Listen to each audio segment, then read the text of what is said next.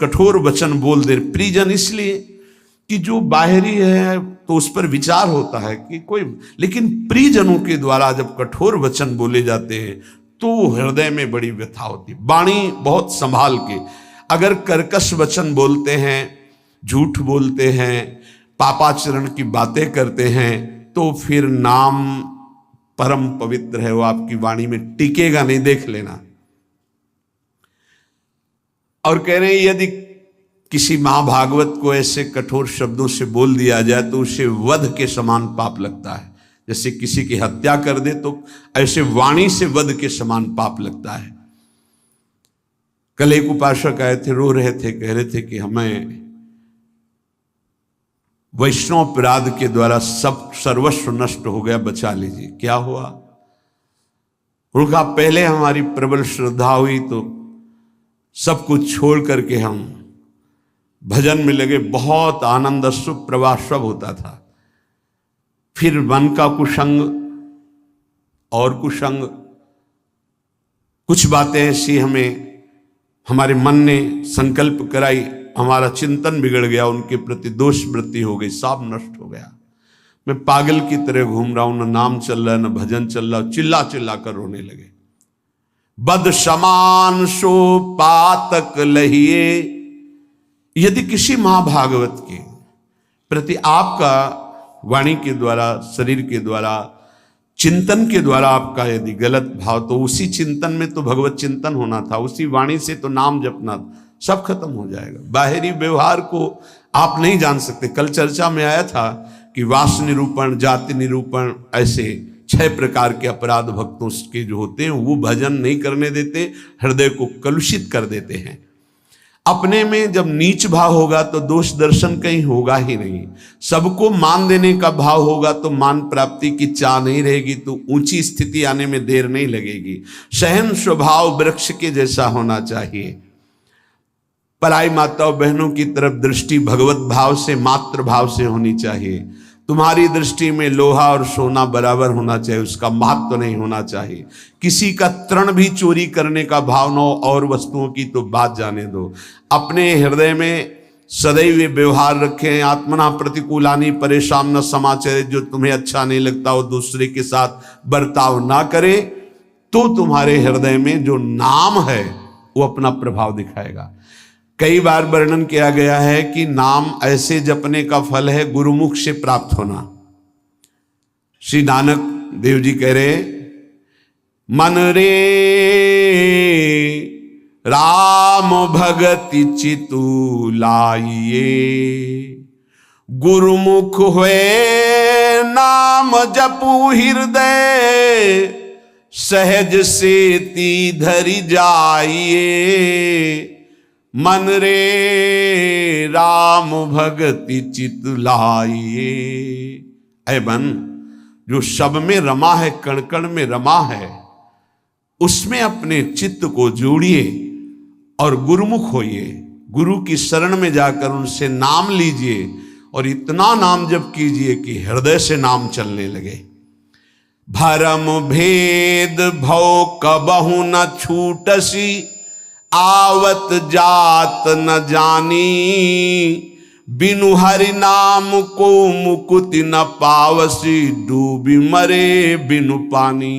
नानक देव जी कह रहे, ये माया का भ्रम, इसके द्वारा प्रकट किया हुआ भेद, ये किसी और साधन से नहीं छूटता है। ये आवागमन चक्र से मुक्ति नहीं मिलती है। जो निरंतर नाम जपना स्वीकार कर लिया, वही इस माया चक्र से मुक्त हो जाता है। नहीं तो बिना पानी के डूब के मर गए। माया ने बिना पानी के डुबा के मार दिया। बिनु हरि नाम को मुकुति न पावसी, डूबी मरे बिनु पानी। धंधा करत सगल पति खोवसी, भरम न मिटसी गंवारा, बिनु गुरु शब्द मुकुत नहीं कवही, अंधले धंधु पसारा। अकल निरंजन शिव मनु मानिया, मन ही ते मनु मुआ, अंतर बाहर एको जानिया, नानक और न दुआ। आहा, कह रहे हैं कि प्रयास तो तू कर रहा है सुख के लिए, लेकिन पूरी आयु गंवा दिया, कभी सुख नहीं मिला। खाली धंधा तुम्हारा चलता रहा, फल कुछ नहीं मिला। क्यों? बोले बिना गुरु के ये तुम्हारी दुर्दशा हो गई। यदि गुरु का वाणी जो शब्द है उसको पकड़ लिया होता तो तेरी अब तक मुक्ति हो गई होती। अरे अंधे, ये माया की धुंध ऐसी फैली हुई है, इससे निकल पाना बड़ा कठिन है। नाम का आश्रय ले ले, जो मायातीत है, निरंजन है, जो परम सत्य, वो तुम्हारे हृदय में बैठा हुआ है। यदि तू अपने हृदय में नाम चला ले तो तेरा परिचय बन जाएगा। फिर अंतर और बाहर जिधर दृष्टि जाएगी वो एक ही दिखाई देगा। नानक साहब कह रहे कोई दूजा नहीं है देखा है, जो बाहर है वही अंतर, जो अंतर वही बाहर है। पर नाम गुरु प्रताप से प्राप्त नाम, प्रभु का नाम और प्रभु अभिन्न रूप है। जैसे प्रभु में अनंत शक्ति है, ऐसे नाम में अनंत शक्ति है।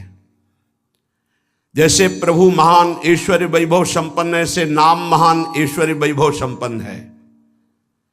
यदि किसी सम्राट के महान वैभव खजाने में असंख्य धन हो और आपको पता ना चले और आप उसी के पास रहते हो और एक एक रुपये मांगते हो, फुटपाथ में खड़े हुए, पास में खजाना जमा है, किसी वैभवशाली सम्राट का खजाना है,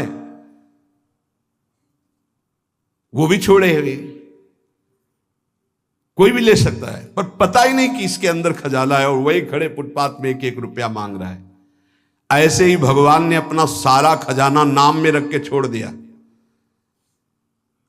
नाम रूपी खजाने में भगवान की अनंत शक्ति, अनंत वैभव ऐश्वर्य छुपा हुआ है। पर ये जीव माया के फुटपाथ में खड़ा होकर वासनाओं की भीख मांग रहा है, और सच्चिदानंद सुख भरा हुआ नाम का खजाना पास है। अगर उसका परिचय कर ले, राधा राधा राधा, कृष्ण कृष्ण कृष्ण, हरि हरि हरि, वो माला माल हो जाए। जैसे भगवान में अनंत गुण है, ऐसे नाम में अनंत गुण है। नाम जपोगे वो सब अनंत गुण आपके अंदर प्रकाशित हो जाएंगे। जैसे भगवान को मंगल भवन कहा गया, ऐसे नाम को मंगल भवन कहा गया। नाम जपत मंगल दिशि दसहु, जैसे भगवान के लिए कहा गया मंगल भवन अमंगलहारी। तो नाम जपत, जहां हमारे जिह्वा पे नाम, सारे अमंगल नष्ट हो जाएंगे। मंगल दिशि दसहु, दसों दिशाओं में कहीं भी हो, नाम चल रहा है, मंगल ही होगा। ये नाम रूपी अमृत का त्याग कर, ये जो हम लोग विषय रूपी विष पी रहे हैं, इसलिए हमारी दुर्गति हो रही है। अतएव बुद्धिमान मनुष्य से ये प्रार्थना है, बुद्धिमान इसलिए कि वही बुद्धिमान जो हमारी प्रार्थना सुनेगा। ये जीवन पुरुषार्थ करने के लिए मिला है। पुरुषार्थ है एक बात का, जिह्वा पे नाम और शरीर से जो आपका कर्तव्य है वो कर्तव्य कीजिए। लेकिन जीवन जीने के लिए कर्तव्य होता है और जीवन की पूर्णता के लिए नाम होता है। अगर जीने के लिए ही केवल कर रहे हो और जो मिला उससे जी रहे हो, तो जी किसके लिए रहे हो? बस ये अधूरी बात पूरी कर लो। अपने कर्तव्य का पालन और भगवान नाम जिह्वा पे, अगर आदर सहित कहीं तुम नाम जप करने लगे तो आप जान लीजिए कि अब आपका निश्चित उद्धार हो जाएगा। कोई भी दुख आपको फंसा नहीं पाएगा। जब तक तुम्हारे अंदर नाम के प्रति भाव नहीं आ रहा है, तभी तक ये आपत्ति विपत्तियां आपको घेरे हुए हैं। आपत्ति विपत्तियों में फंसकर हम जिससे आपत्ति विपत्तियां आ रही वही पाप कर्म और करते जाते हैं। और जबकि आपत्ति विपत्ति के नाश का उपाय हरि स्मृति सर्व विपद विमोक्षणम, यदि हम हरि का स्मरण करने लगे तो हर विपत्ति से लड़ सकते हैं, हर आपत्ति से हम लड़कर निकल सकते हैं। लेकिन हमारे द्वारा आपत्ति विपत्ति आने पर और पाप कर्म होने लगते हैं, जिससे और दुख में डूब जाए। मूर्खता हमारी बुद्धि में बैठ गई है। जब तक प्रभु का नाम जपने की बात आप अपने हृदय में नहीं लाते, तब तक अन्य कोई साधन आपको दुखों से नहीं बचा सकता। पक्का मानो, ये किसी पक्षपात की बात नहीं है। कलेर दोष निधे राजन नस्त हेको महान गुण कीर्तना देव कृष्णस्य मुक्त बंधा परम ब्रजेत। बड़ा विचित्र खेल है। सबको शास्त्रों का सम्यक स्वाध्याय करना चाहिए, तभी पता चलता है कि हम जो सुन रहे हैं वो सही सुन रहे हैं या गलत सुन रहे हैं। आजकल बहुत गलत भी सुनाया जाता है। हमें लगता है कि थोड़ा श्रवणेंद्रिय को बचाया जाए। कलिर दोष निधे राजन, कलयुग का ये दोष है, अपने को भगवान और भगवान को ना मानना। क्यों? दुर्गति इसी से तो होगी। भगवान को जिसने भगवान माना और तन्मय हो गए तो स्वयं भगवत स्वरूप हो गए, ये हम बात मानते। तस्मित् त्यजने भेदा भावात, भगवान में तन्मय हो गए तो भगवान के स्वरूप हो गए। भगवान से अलग आप लोगों को शायद इस बात का पता ना हो, जब गंगा जी की बाढ़ आती है तो विशाल धारा हो जाती है, और जब घटती है तो 2-3 भाग हो जाते हैं। तो प्रधान धारा से जो भाग अलग हो गया उसका विज्ञजन, शास्त्र ज्ञानी जन आचमन भी नहीं करते, स्पर्श। उसको जानते हो क्या कहते हैं? गंगौघ, गंगा का पाप। उसको उसमें कभी अवगाहन नहीं करते जो शास्त्र के ज्ञानी। अब गांव के नहीं जानते बेचारे, गंगौघ उसे कहते हैं। ऐसे ही जो धारा से अलग हुआ वो गंगौघ जल, ऐसे ही जो भगवान से अलग हुआ वो पाप के सिवा और कोई शिक्षा नहीं दे सकता। कौन ऐसा आज तक ज्ञानी प्रकट हुआ भूमंडल पर जिसने भगवान की सत्ता को न माना हो? 2 प्रकार से भगवान का भजन होता है, एक निराकार, एक साकार। सगुण साकार, निर्गुण निराकार मानते हैं। वही निरंजन मायातीत है, वही त्रिगुण माया को रचता है, और वही योग माया के द्वारा प्रकृति को अधीन करके अपने रूप को प्रकाशित करता है। बहुत कुछ लोग बहुत वाक्चापल्यता कि फिर तुम नारायण को मानते हो, हरि को मानते हो। मान लो ब्रह्मा के पिता भगवान विष्णु, तो विष्णु के पिता कौन है? बताओ आप, विष्णु के पिता कौन? मूल का कोई मूल होता है क्या? श्री कृष्ण चंद्र जी गीता में कह ऊर्ध्वमूलो मधा शाखा। समझ में नहीं आ रहा? मूल का कोई मूल होता है? मूल का तो सबका मूल वो खुद है। शंकर जी के ब्याह में वेद ही ब्राह्मण रूप धारण करके स्वस्थ वाचन हरि ओम, फिर शाखोच्चार बोला जाता है अंबा पार्वती जी के साथ। आपका नाम, पार्षद खड़े थे, देवाधिदेव महादेव। बाप का नाम शाखोच्चार में बोला जाता है। महादेव जी ने इशारा किया, चतुर्मुख ब्रह्मा जी बैठे, बोलो पितामह है ना। ब्रह्मा जी, बाबा का नाम, बोले हरि को बोल दो। बोले हरि, पर बाबा का नाम, बोले शिव। बोले तो पहले बेटे का नाम बोला था, तो बेटे भी हम ही है, बाप भी हम ही, पर बाबा भी हम ही है। कैसे जानोगे इनको? अरे यही है, सबके मूल है। बहुत बचने की जरूरत है, बहुत बचने की। बड़ा संस्कार पड़ता है। कुसंग से बचिए।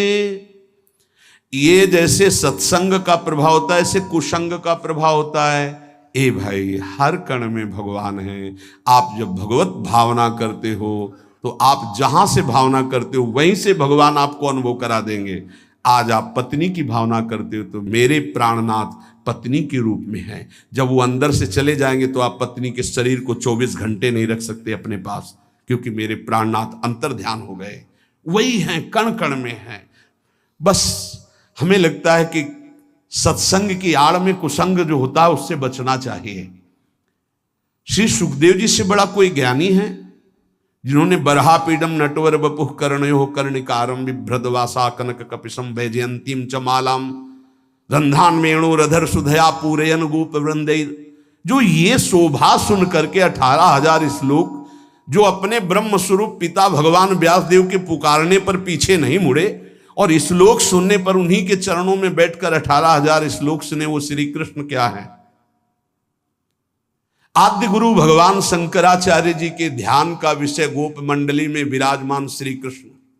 आप देखो उनके स्तोत्र पढ़कर, अरे वो जब राजा के यहां शरीर में प्रवेश करके और ये अनुभव करना चाहते थे काम सुख का कि कौन श्रेष्ठ है, जब प्रयाग में प्रश्न हुआ था, तब मोह मुदगल स्तोत्र की पहले रचना की थी कि ऐसा ना हो कि उस शरीर में जाकर आसक्त हो जाए, इसलिए भज गोविंदम गोविंदम भज मूढ़। समझ में नहीं आता कौन सा ज्ञान आजकल प्रकट होता है कि भगवान को भगवान मानने में नहीं।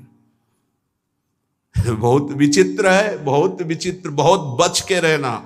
श्रवणेन्द्री को कलेर दोष निधे राजन नस्ति हे क्रो महान गुणहा, इसमें सब दोष ही दोष का आपको मेला मिलेगा। महान गुण एक है, श्री कृष्ण कीर्तनस्य, नाम कीर्तन, नाम जप अगर नहीं है तो बुद्धि को शुद्ध करना है। कौन ऐसा है जो पर ब्रह्म परमात्म तत्व भगवान श्री राम श्री कृष्ण भगवान श्री शिव को नहीं जानता है? कौन ऐसा ज्ञानी आज तक हुआ? हमें तो ऐसा नहीं मिले। तदात्म भाव से ज्ञान में जो ये कहा जाता है मैं ही ब्रह्म हूं, ये भी भक्ति है। स्वरूपानुसंधान, तदात्म भाव, एक ही भाव, प्रभु में तन्मय भाव होकर के एक ही भाव से वो परम पद को प्राप्त होते। कोई निषेध नहीं है, सिद्धांत है। बूंद कभी समुद्र नहीं बन सकती, पर समुद्र में गिर जाए तो समुद्र हो जाएगी, पक्का।